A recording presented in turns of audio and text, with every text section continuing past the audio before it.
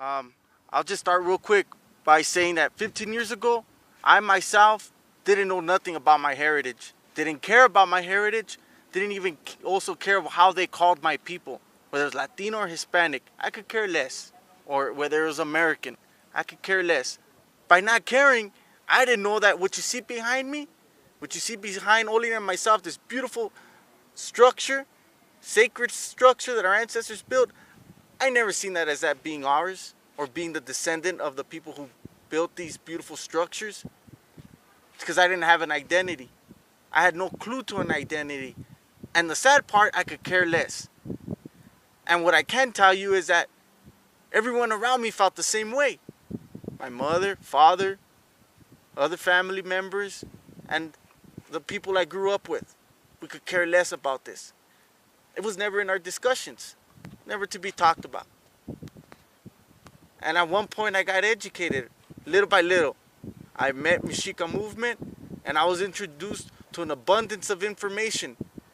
Information that I could not dismiss, which we hope you will not be able to dismiss this information that we're passing to you. And in that, I realized that, yeah, it's important to know who we are. It's very important to know who we are. And at that point, I realized, well, yeah, why are they calling us Latino and Hispanic when they do not define Mexicans or Central American descent people? They define white people. Literally, they define European descent people. Latino and Hispanic define European descent people, not Mexican or Central American descent people. Mexican, Central American descent people are an indigenous people. Look at us. The first step we need to do is understand the history of our people. In that, we realize that we have over 4,000 years of history of being a civilized people. And here's part of that history. It allows us to plan for a better future in the sense that we realize that, wow, our ancestors built this, huh? This is one of many other cities that we built throughout our continent. Not just within the borders, the colonial borders of Mexico and Central America. We have an abundance of sacred cities, sacred sites, large cities and towns that we've built that are still there. Left in ruins, but are still there. And that serve as a model to show what we were doing prior to the European invasion. That's the first step of seeing structures like this, these beautiful sites, as seeing them as these being yours. This being what your ancestors built. And we get confused a little with the whole mestizaje thing, the mestizo thing, the mixed blood thing. In reality, we got to question that. Why?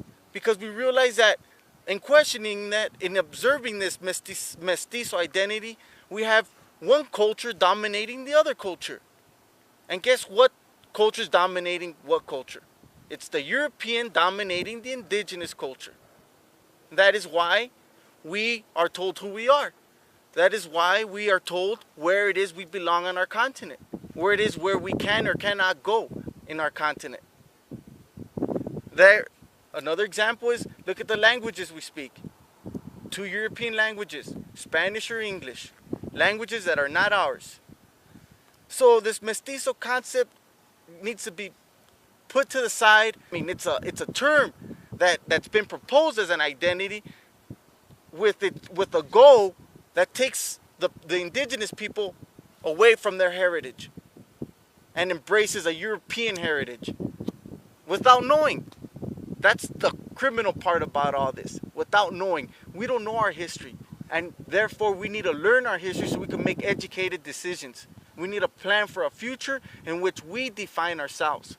We have the intelligence to define ourselves. And what you see behind us, this is the evidence that shows the intelligence of who we are, of what we are capable of doing. We need more people to get involved in what we're doing, in what Mexica movement is presenting, the vision that Mexica movement is presenting. We need your help in helping us reclaim our indigenous identity.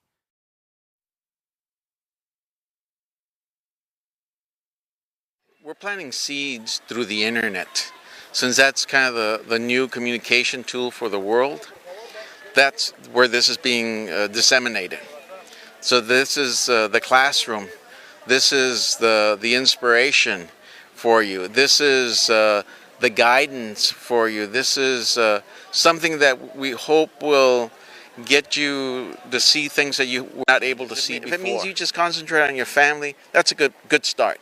But from there, try to work on some people in the neighborhood. Share the materials with them. Share the ideas, you know, that you've picked up. Maybe they don't want to read the website. Maybe they don't want to read the books. Show them some videos. Okay, invite them over to your house for a party. You know, a party of knowledge to discuss identity, why we're not Hispanic or Latino, to discuss the basic, you know, heritage of our people, going back to the Olmecs and talking about the Mayas and talking about the Mexica and talking about Teotihuacan, and then talking about the genocide that killed 95% of our people and how we're 5% that have survived. We're putting these seeds out to you. We want you to absorb the seeds, savor them, see how beautiful it is. Be fair to yourself, you know, give yourself the stretch and the embrace of your own intelligence. Use your imagination. That's one of the things that's helped me a lot. That was one of the things we were commenting on, that sometimes my imagination goes wild, you know, but that's what has me here today. I've embraced the wildness of my imagination, and the wildest of my imaginations is our people are able to embrace their heritage, the beauty behind us.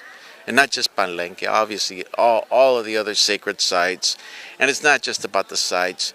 To embrace the knowledge, to embrace the sense of honor, the sense of dignity, the sense of collectiveness, the sense of duty to help each other, the sense of brotherhood and sisterhood, the sense of warriorhood, all of these things in the defense of our people, and the wildest of the wild dreams, to work the rest of our lives, beyond our lives, for the liberation of Anáhuac in the most realistic sense.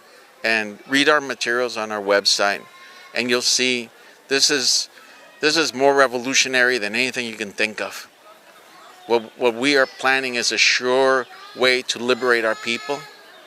The only problem is we have to be unselfish, not selfish, and to think of the long-term, the interests of our people.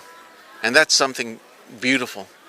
That's something that's new for us, sadly, but it's something that once you embrace it, it is something that others will embrace, and eventually it will bring us liberation.